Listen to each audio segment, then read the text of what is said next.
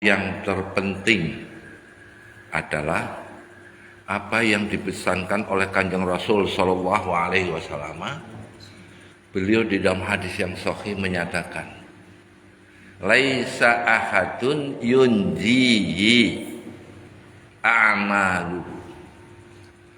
Tidak ada seorang pun yang diselamatkan oleh amal kebaikannya.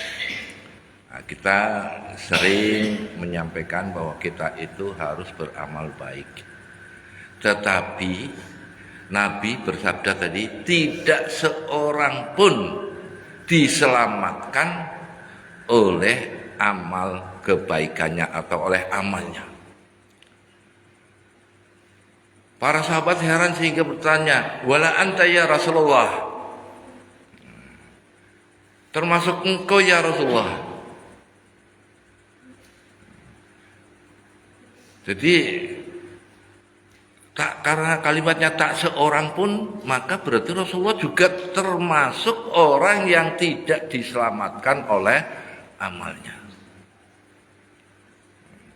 Rasulullah menjawab, wala ana, termasuk saya. Illa ayyatadarakani Allahu minhu birahmatih.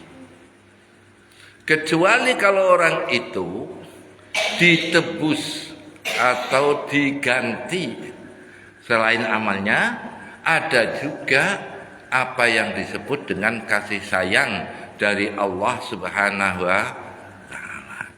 Jadi ketika kita kemudian bisa selamat hidup di dunia maupun di akhirat, itu karena apa? Karena adanya rahmat dari Allah Subhanahu wa Ta'ala.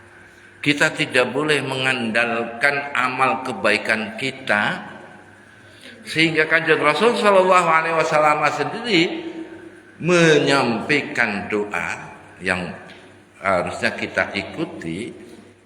Allahumma inna maghfirataka arja min a'mali wa rahmataka awsa'a min dzunubi. Ya Allah, ampunanmu lebih aku harapkan dibandingkan dengan amal kebaikanku. Karena tadi dikatakan amal itu tidak bisa menyelamatkan kita. Wa rahmataka awsa'a min dzunubi, dan kasih sayangmu lebih luas dibandingkan dengan dosa-dosaku. Maka kita lebih mengandalkan atau mengharapkan ampunan dari Allah, dan juga lebih mengharapkan kasih sayang Allah. Dalam hal ini maka ada juga ulama yang mengatakan bahwa orang yang paling dekat ke neraka itu justru orang yang ahli ibadah. Nah, repot lagi nih. Orang kita lagi pengen banyak ibadah ya. Tapi tadi dikatakan ibadah tidak menyelamatkan. Apalagi ini dikatakan ibadah. Orang ahli ibadah itu yang lebih dekat ke neraka. Kenapa bisa terjadi semacam ini? Karena banyak orang yang sudah ahli ibadah itu merasa dirinya baik, bahkan sering merendahkan orang yang belum beribadah. Saya ini hidup enak ini, saya ini tahajud tiap malam loh. Kamu sih sholat cuma seminggu sekali, tiap hari Jumat. Pantas kalau kamu itu melarat. Ini kan menghina ini. Nah, orang yang sudah mendapatkan karunia berupa mampu dan mau berbuat baik, maka seharusnya dia berterima kasih kepada Allah Subhanahu wa Ta'ala. Ya Allah, terima kasih saya diberi kemampuan dan kemauan untuk ibadah. Sementara hambamu yang lain itu belum diberi karunia untuk itu. Hadirin hadirat rahimakumullah. Nah, Jadi orang ahli ibadah lebih dekat ke neraka itu bukan berarti ibadahnya yang nggak benar, tetapi karena hatinya merasa lebih tinggi dari orang lain dan merasa bahwa ibadah itu adalah upaya diri sendiri. Padahal dia bisa beribadah tidak lain karena adanya hidayah taufiqiyah dari Allah Subhanahu wa taala. Nah, hidayah taufiqiyah inilah merupakan hidayah yang tertinggi yang dianugerahkan oleh Allah kepada kita hamba-hambanya. Karena ada 5 macam hidayah tapi singkat saja. Ada hidayah nabatiyah, potensi biologis, kemampuan berkembang biak. Itu semua makhluk, manusia, binatang termasuk tanaman itu juga punya hidayah nabatiyah atau kemampuan untuk berkembang.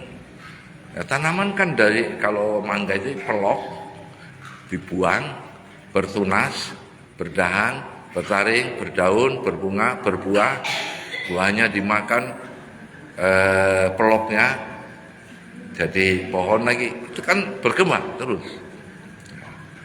Binatang kan juga begitu berkembang, dilihatlah. Termasuk kita itu juga berkembang dari ini namanya hidayah nabatiyah. Kemudian khusus untuk manusia dan binatang diberi hidayah lagi namanya hidayah ghariziyah.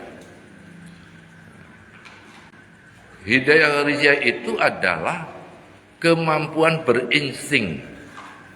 Artinya apa? Setiap kita hewan maupun manusia ketika lapar pasti ada upaya ingin mencari makanan. Itu karena ada petunjuk dari Allah yang namanya hidayah ghariziyah, kemampuan berinsting. Kemudian diberi juga hidayah akliyah, kemampuan intelektual. Manusia itu diberi kemampuan itu, binatang enggak. Kalau ada binatang misalnya dia bisa bikin rumah berupa sarang, itu bukan akliyah tapi itu masuk ghariziyah. Karena diberi kemampuan, ini calon telurnya kalau enggak diberi sarang maka akan keluar pecah. Nah, maka mereka burung itu bikin sarang. Kemudian setelah hidayah intelektual atau hidayah akliyah, ada hidayah berikutnya hidayah diniyah, kemampuan beragama, potensi religiusitas. Jadi orang beragama itu bukan kemampuan dirinya sendiri saja. Dan ini dibuktikan kalau dalam sejarah bangsa Yunani itu bangsa yang intelektualnya tinggi. Itu dikenal oleh sejarah. Tapi mereka tidak bisa hidup tenang dan mereka tidak bisa menemukan Tuhan walaupun mereka sudah punya semacam quote, segala sesuatu berasal dari yang satu. Itu orang Yunani udah tahu. Yang satu itu apa? Nggak ngerti. Karena apa? Karena baru ada 4 petunjuk, nabatiyah, ghariziyah, akliyah, diniyah. Baru bisa mengenal Tuhan. Tuhan sudah tadi di diniyah ya. Baru bisa mempraktekkan ajaran agama setelah adanya hidayah taufiqiyah, kemampuan implementatif, punya potensi untuk bisa mempraktekkan ajaran agama. Kalau tadi yang hidayah diniyah itu banyak orang pintar, termasuk kaumnya Nabi kita Muhammad sallallahu alaihi wasallam, Abu Jahal, Abu Lahab, Walid bin Mughirah, itu orang-orang pintar. Ngerti kalau Muhammad itu benar, tapi nggak mau ikut. Kenapa? Karena tidak mendapatkan hidayah dari Allah. Itu zaman dulu. Yang zaman sekarang ini ketika saya belajar, itu ada dosen saya itu mengatakan, ich glaube es ist kein Gott außer Allah. Saya yakin tidak ada Tuhan selain Allah. Bahkan dia mengatakan kepada saya, so we sind Bruder. Kita itu saudara. Saya langsung nolak waktu. Main. Kita bersaudara dalam pengertian keimanan, ya kalau sudah sampai kepada Muhammadur Rasulullah, dia baru sampai kepada la ilaha illallah. Nah ini orang sudah tahu bahwa bahkan menyatakan kita itu bersaudara. Saya juga akhirnya mengatakan ya memang kita bersaudara, sama-sama anak Nabi Adam.